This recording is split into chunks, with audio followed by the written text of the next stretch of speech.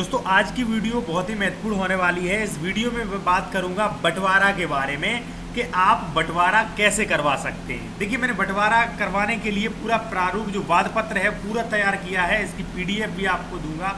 चलिए सुन लेते हैं इस वीडियो में क्या बताने वाला हूँ। देखिए, अक्सर जो होता है, जैसे मान लीजिए आप 2 भाई हैं या 3 भाई 4 भाई हैं और आपके पिताजी एक्सपायर हो जाते हैं तो वहाँ पे बंटवारा होता है। ठीक है, बंटवारा होता है।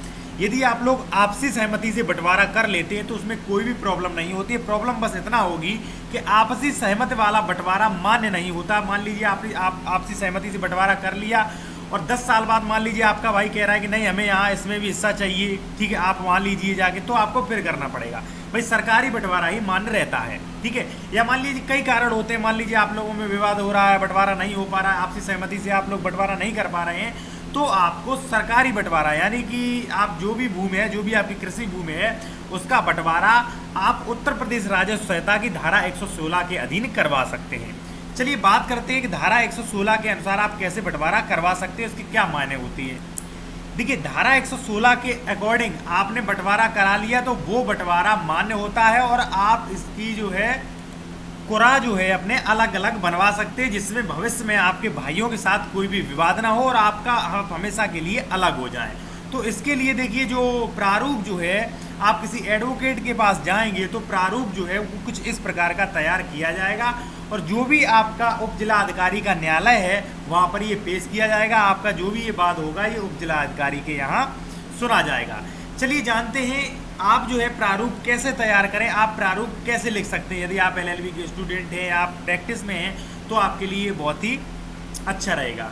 सबसे पहले मैं आपको बता दूं, जैसे आपको किसी व्यक्ति का बंटवारा करवाना है, आपको अपना बंटवारा करना है, तो देखिए सबसे पहले न्यायालय श्रीमान उप जिलाधिकारी तहसील, जो भी आपकी तहसील हो यहाँ पे लिखें, जो भी आपका जनपद हो वो वहाँ पे लिख सकते हैं, ठीक है। वर्ष जो भी हो वो भी आप लिख सकते हैं। अपना नाम, पुत्र, आप किसके पुत्र हैं उनका नाम, निवासी, तहसील, जिला, ठीक है। वादी, यहाँ पे एक वादी है, 2 भी वादी हो सकते हैं, ठीक है। बनाम, अब आपके जो भी भाई हैं या जो भी पार्टी हैं जिनसे भी आप बंटवारा चाहते हैं उन्हें आप पार्टी बना सकते हैं। सपोज दैट मान लीजिए आप 3 भाई हैं तो एक तो मान लीजिए आपने वो कर दी, अब 2 भाई बचे, तो यहाँ पे पहला जो प्रतिवादी है उसका नाम, पुत्र किसके हैं, निवासी, तहसील, जिला। दूसरा नाम किसके पुत्र हैं, वो निवासी, तहसील, जिला। और तीसरा जो है वो हर बंटवारा में आपको पक्षकार बनाना है, वो पक्षकार है ग्राम पंचायत। देखिए, ग्राम पंचायत जो है वो हर जो भी आप बंटवारा के लिए केस डालेंगे उसमें ग्राम पंचायत को पक्षकार बनाया जाना अनिवार्य है, ठीक है। जो भी आपकी ग्राम पंचायत हो वो निवासी, तहसील, जिला और ग्राम प्रधान का नाम। देखिए, ये तो हो गए आपके प्रतिवादी आपको लिखना है, वादी भी आपको ऐसा ही लिखना। अगला जो आता है वो है वादी निम्नलिखित निवेदन करता है। इससे पहले दोस्तों कहूंगा कि मैं आप इस चैनल को जरूर सब्सक्राइब करें और वीडियो अच्छा लगे तो वीडियो को लाइक करें। देखिए, वादी निवेदन करता है, अब जो भी आपको बात रखनी हो वो आप अच्छे तरीके से आप अपनी बात रखें। यह है कि आराजी नंबर जो भी हो, पत्नी, ठीक है, जिसकी भी पत्नी हो उसका नाम, ठीक है। भू राजस्व, देखिए कोई भी हो सकता है, यहाँ पे जेंट्स भी हो सकता है, महिला भी हो सकती है, तो पत्नी यहाँ पर अपना नाम। भू राजस्व जो भी हो, स्थित ग्राम, तहसील, जिला के संक्रमणीय भूमिधर एवं काबिज आराजी तथा प्रतिवादीगण 1 व 2 हैं। प्रतिवादी नंबर 3 ग्राम पंचायत है जिसका विवादित भूमि में कोई अंश नहीं है, उसको वैधानिक आवश्यकताओं के कारण पक्षकार बनाया गया है। ग्राम पंचायत के विरुद्ध कोई भी अनुतोष नहीं चाहता, यानी कि भाई फर्स्ट में उन्होंने ये कह दिया कि भाई मैं ये हूँ और फर्स्ट इनका भी कब्जा है, और तीसरा जो है ग्राम समाज से हमें कोई मतलब नहीं और ना ही उससे कोई हमें अनुतोष यानी कि बात मनवानी है, ना ही उससे हमें कुछ चाहिए, ठीक है। दूसरे पॉइंट में बात लिखी है भाई, यह है कि विवादित भूमि वादी का हिस्सा। देखिए, यहाँ पे जो मैंने दूसरा पॉइंट तो आपको बता दिया, लेकिन आप अपने अनुसार लिखें, ठीक है। जो भी हो, यह है कि विवादित भूमि में वादी का हिस्सा 1/2 है तथा प्रतिवादी नंबर 1 व 2 का प्रत्येक का हिस्सा 1/4 एवं 1/4 है। देखिए, अब यहाँ पे मैंने क्वेश्चन लगाया है, यहाँ वादी तथा प्रतिवादी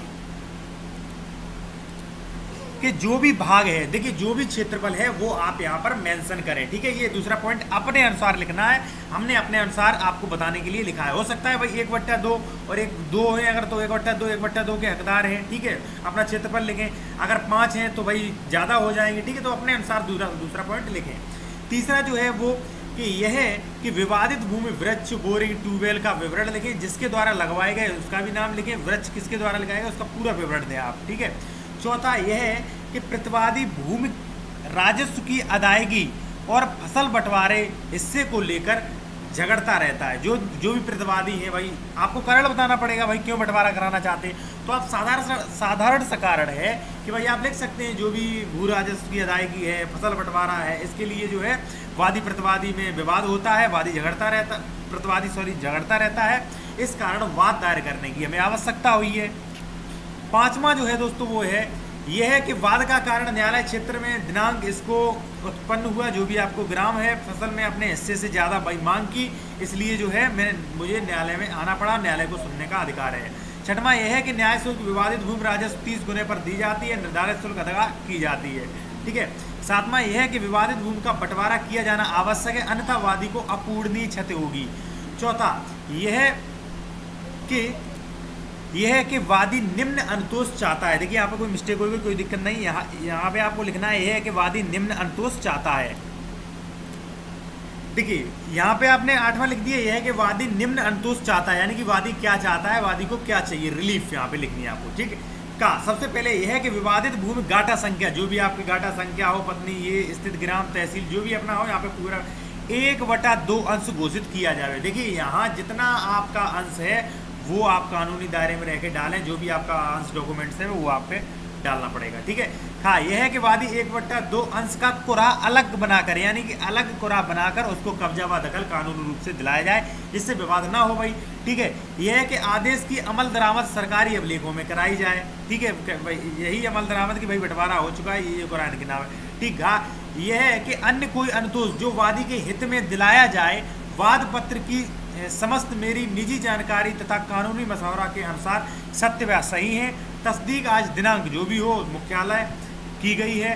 नोट, अब देखिए यहाँ पे नोट मैंने लगा दिया है कि जब भी आप ये वाद पत्र लिखेंगे, जब भी आप बंटवारा के लिए कोर्ट में जाएंगे, तो ये पूरा लिखने के बाद आपको सबसे पहले जो भी वाद के वाद पत्र के साथ, देखिए ये जो भी पूरा था इसके साथ आपको खतौनी एवं अभिलेख जिस पर वाद पत्र आधारित है, देखिए आपको डॉक्यूमेंट्स भी लगाने हैं, वो खतौनी लगाने हैं, जो भी अभिलेख वो लगाने हैं कि भाई ये इनमें मेरा इतना हिस्सा है, सब आपको लगाने हैं, उनकी सत्यापित प्रतियां, ध्यान रहे सत्यापित प्रतियां लगानी है, ठीक है।